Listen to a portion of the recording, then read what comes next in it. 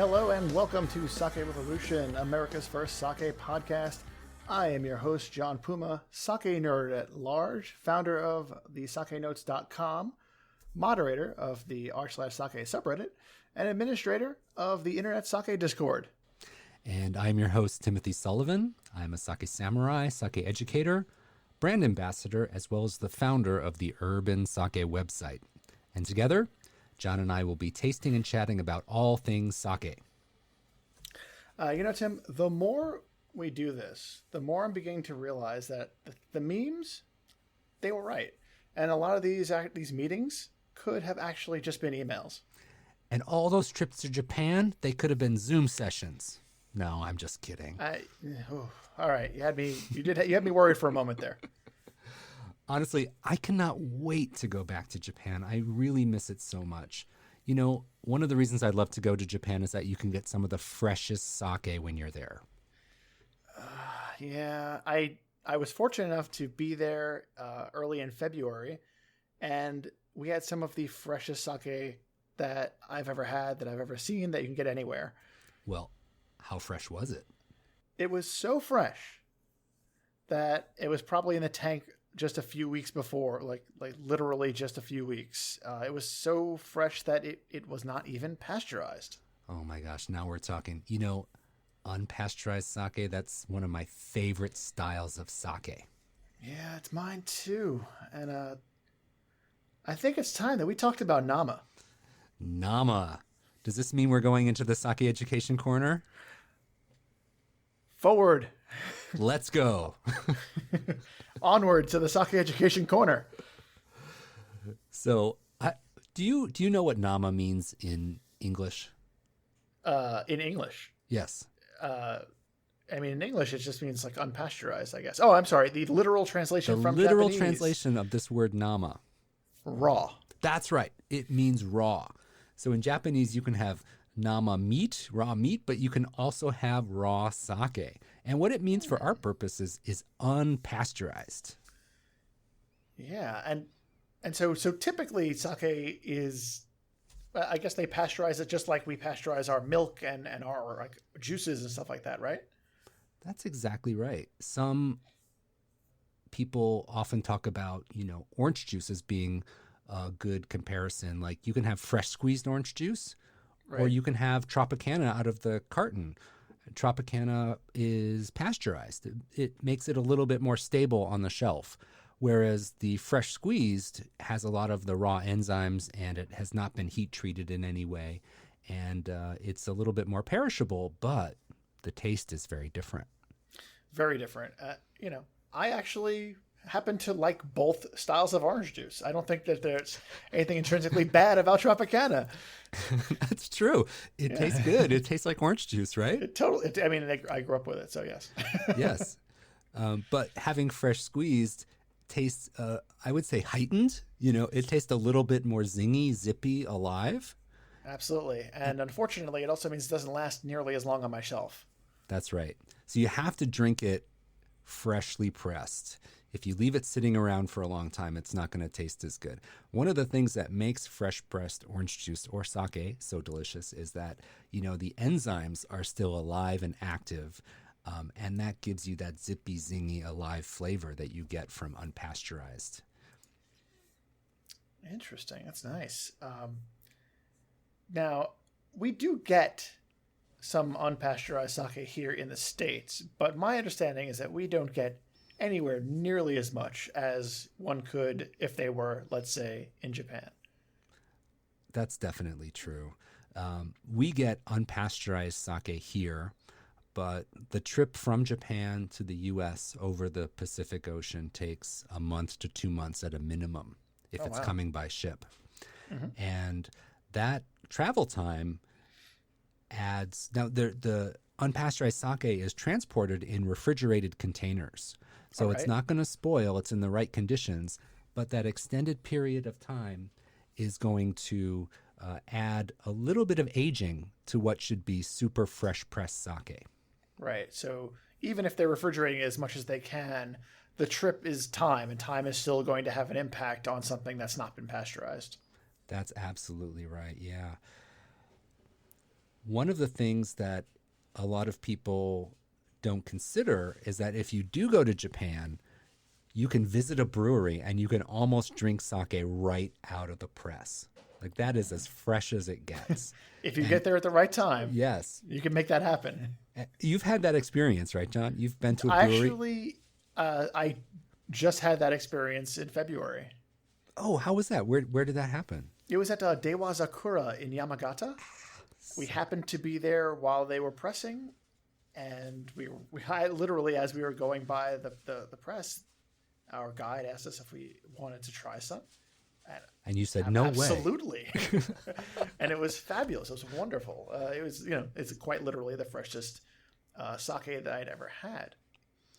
Yeah. Dewazakura is one of the sakes we had on episode number 1, our very first episode. That's right. Yeah.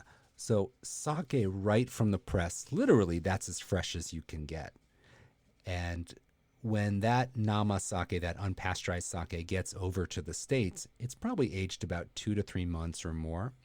And it tends to mellow the impact of an unpasteurized sake. How would you describe that unpasteurized sake you had at Dewazakura? It was really unrestrained. I think that's the right word to put it. And Dewazakura is usually a little bit mellow. I mean, it's fruity. It's very nice stuff. And it is, especially for something that's so fruity, it is relatively restrained. But this fresh out of the press nama was not. And it was also their like super premium Junmai Daiginjo as well. So it was an extra special treat. Yeah, let me give you some of the adjectives that people sometimes use to describe nama sake. 1, we got bold. We got brash.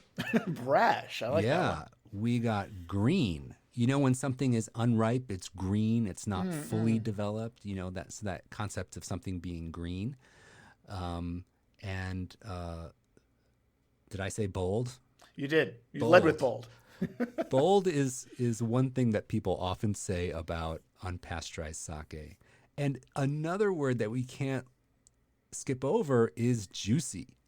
So you get this juicy, succulent, really rich, bold flavors in nama or unpasteurized sake that you don't get in pasteurized sake. Wouldn't you agree? Absolutely. And it's I think the first time you have a nama, or especially let's say if you have a nama next to a pasteurized sake. Let's take it a step further and say, what if you took the same sake and had it pasteurized and unpasteurized at the same time? Your taste buds are going to be so blown away by the explosion of flavor in the nama that the pasteurized sake is going to seem so mellow and light in comparison. And it doesn't mean that the other sake wasn't great. It just means that this one it's just so overloading. It's so bold and brash. I'm going to use brash. I like brash. Oh, yeah. That's another good word. Yeah. So these are really strong, powerful flavors. I would say about 12, 13 years ago, I started teaching sake classes here in New York. And I would teach classes, and these were consumers off the street, a lot of people having sake for the first time. And this was at a food and wine school. And, we would taste a variety of sakes. And I would ask people at the end of class, okay, show me a show of hands, which sake was your favorite? And always, without fail, the number one favorite was the nama sake, the unpasteurized sake. And I think the reason that is that it was so easy to relate to. The taste was so bold, in your face, juicy, fruity, delicious, brass, that it just grabbed you. And there's no subtlety. There's no mistaking it. And I think that was just really easy for beginners in the sake world to connect to. And there's something it does really stick charming with you. about that. It really sticks with you. And I had a very similar experience running tasting events in Manhattan, where we would sometimes mix in a nama with 2 non-namas. And every single time people would come away absolutely, they would rave about the nama. And it didn't, I don't know if it was necessarily fair to the other sakes because when you're comparing them, it's very apples and oranges. It's not the same. You compare three namas, you can compare, three pasteurized sakes. I don't know about comparing a pasteurized sake to a nama because it's so, as you mentioned, not subtle. Yes, it's that not it's subtle. so memorable because of it. It leaves such a big impression on you when you taste it. Yeah. I think it's important to also mention that namas tend to be a little higher in alcohol too. It's not always the case, but most namas come out of the press at a full, 17, 18, sometimes 19% alcohol. And I actually made the mistake once of doing an all nama sake tasting. So we had 6 namas. And by the end of my class, everyone was toasted. I've never made that mistake again. But it was a good idea on paper to do an all nama sake tasting. I'm sorry I missed that class. It seemed like it would have been a fun time. It was a lot of fun. Yeah. The other thing to talk about is how on earth do you pair a nama or one of these bold, juicy, unpasteurized sakes? How do you drink them, John? Like how do you enjoy them? Well, like a lot of sake, I like to just sip it, but it is like you mentioned it's so much more. It's so much bigger that sipping it is sometimes a little overwhelming. So I do like to pair food with these, which is very out of character for me.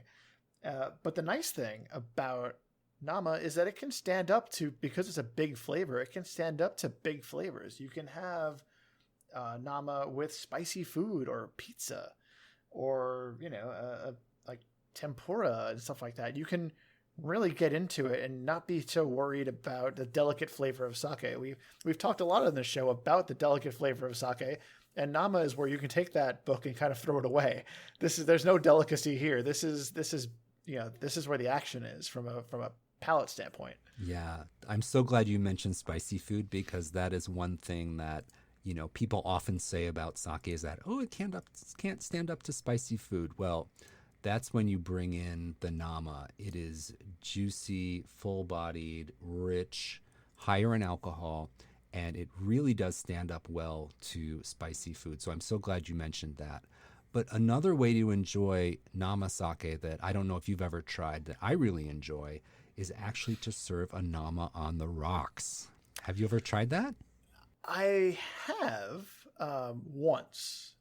Yeah. Well, yes, because this particular sake was intended to be served on the rocks. It's very unusual. It was in Japan, but I've also had that sake in America, and it's called Icebreaker. Mm-hmm. And it's from the brand is Tamagawa, and I believe they're in like northern Kyoto. Yes. And the toji there, Philip Harper, makes sake that can be served in almost any way. You can have it on ice, you can warm it, you can have it with any kind of food. It's going to stand up to anything. It's invincible sake, they say. Yes. Well, if you talk about a nama being bold, I think the sakes from Philip Harper at Tamagawa are like bold cubed, bold squared. They're bold for bold sake. Yes. But talking about nama on the rocks, as I mentioned before, nama tends to be a little bit higher in alcohol, very juicy, very bold, very in your face. And when you take one of those big whiskey ice cubes, I don't mean like shaved ice, but if you have like a nice big round ice cube, you put it in a rocks glass and you pour some nama sake over that. It keeps it nice and cold and also dilutes the sake just a tiny bit. Keeps it nice and crisp, brings the alcohol down just a touch. It's a wonderful way to enjoy unpasteurized sake. All right.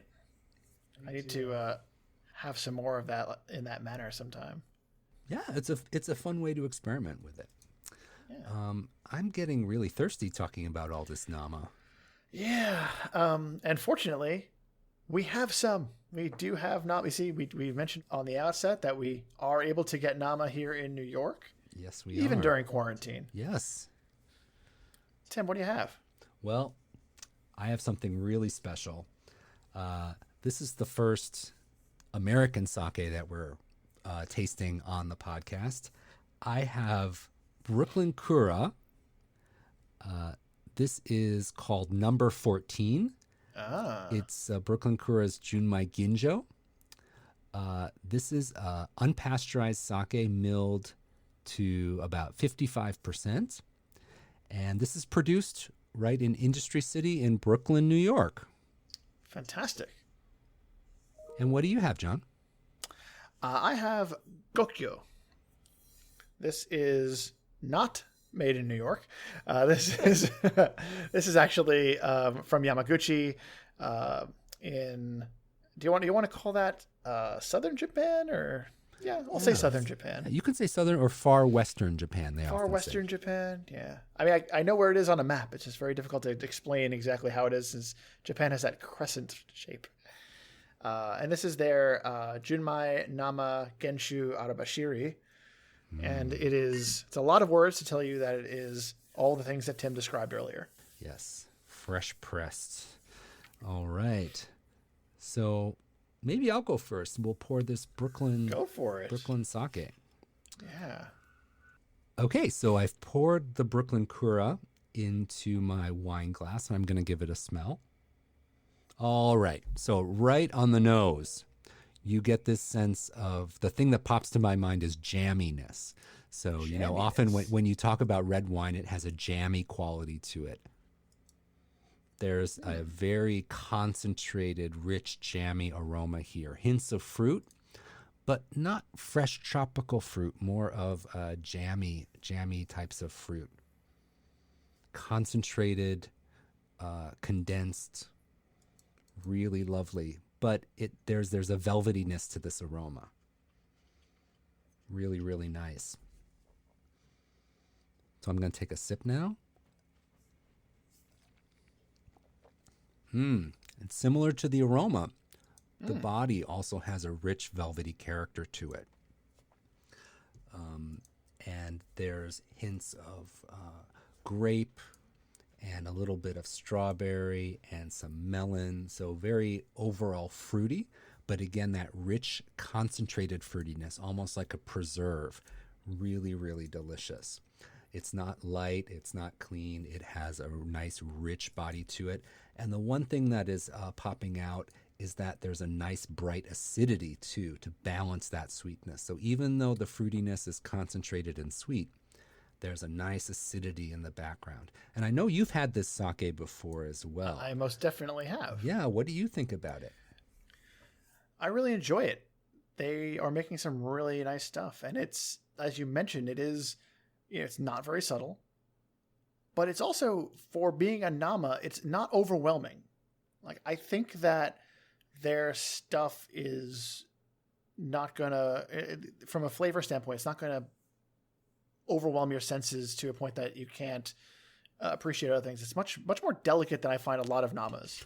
Well, yeah, one of the reasons for that is that the alcohol percentage here for this Brooklyn Kura Nama is 15%, which is the standard for pasteurized sake. Right. So normally, if this were a Nama from Japan, typically the alcohol percentage, as we mentioned earlier, would be 17, 18, maybe even 19%. So the fact that the alcohol is 15, it tempers a little bit of that pure Nama persona. But it is so fun to drink a sake made in Brooklyn. I can't tell you. Yeah, it's amazing to me. The first time I had their sake was in a blind tasting situation, and I couldn't pick that theirs was made in Brooklyn. I mistook one of theirs for a Japanese sake that I knew very well. Yeah. So one of the things that's changed over the last 5 to 7, 10 years or so is that there's been the production of premium sake rice in the U.S. And I know Brooklyn Kura is using some sake rice that is grown in the U.S., and that was a real game changer for the quality of domestic sake, I think. Before that, the sake made in the U.S. was not up to par with what was made in Japan. But as soon as they started growing premium sake rice in the U.S., I think that really led to a big change in the quality. And Brooklyn Kura is a great example of that. I think they've also been getting a lot of cooperation from Japanese brewers on occasion, which is, I think, something that's going to really make things a lot.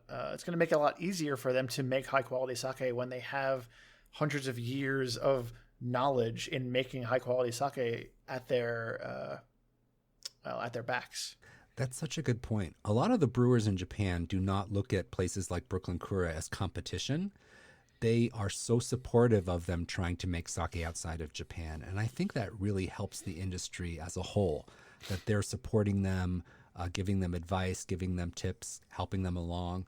I think that's wonderful. And it's really smart from a business point of view, too, because the more people that drink sake, whether it's domestic or imported, the more sake lovers we're going to have in the world. Don't you agree? I do. It's the same phenomenon that happened with wine many years ago with California and Napa Valley. There was a lot of feeling that it was going to hurt wineries overseas, but all it did was increase the desire and the marketability of wine in America. Yep. So, John, let's taste your sake. Right. All right. So, by contrast, this one is 17% alcohol. I'm going to say that at the front here. So that's a true Japanese style nama. Oh, yeah. This is pulling no punches, the sake. And the nose is vibrant. It is wild. It is berries. It is bananas. It is just so much all at once. It's bananas. I was describing bananas, but yes, it's also bananas. And it's bursting. There's so much flavor in here. Just fruit. It's a little dry, especially in the finish. It kind of drops off and just leaves you alone after it's done doing its business with serving up this amazing fruit aroma and this fruit palette. A little bit of honey also in the middle of the taste. It's so nice. This is a nama that I would very much introduce to somebody who hasn't had a lot of experience with sake. I think this would be a crowd pleaser. This is really nice. Yeah. And I think namas are a good thing to introduce to people who maybe don't have a lot of experience with sake, because it's not something that is the most readily available. But when you give people a nama sake, I've seen it so many times, they're like, what? This is sake? What's this about? And that juicy, fruity character you can get from a nama sake is so bold. It's really out of character for that kind of restrained, crisp, clean, light sake that so many people are familiar with. It's such a different point of view that people are really taken aback. Yeah, I think I remember the very first time I had a nama, I was shocked. I was absolutely blown away. I was like, and I had a fair amount of sake before that. And it was, I'm not going to say that the sake I'd had was in any way tasting the same. It wasn't a similar flavor profile, but I didn't know sake could do this. The first time I had it, I absolutely fell in love, and I was at the store. I bought a bottle. I bought a bottle after I tasted it, and I went home. And then like 2 days later, I was back. I was like, "Do you have any more of that? I need another bottle." I need my fix. Yeah, exactly. I was so into it, and it's such a treat to get a really fresh nama. Yeah. Well, let's talk about some of the pitfalls with nama as well. Because it's not all roses and sunshine and rainbows. No. One thing I'll say is that much like the fresh squeezed orange juice we talked about earlier, this isn't going to last very long, and I'm going to need to drink it. That's right. So the freshness aspect is something that you really have to respect.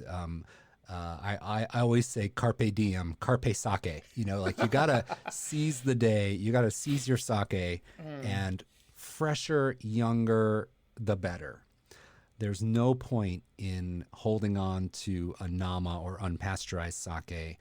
The moment you get it in your little hands, you should open it up and start drinking it.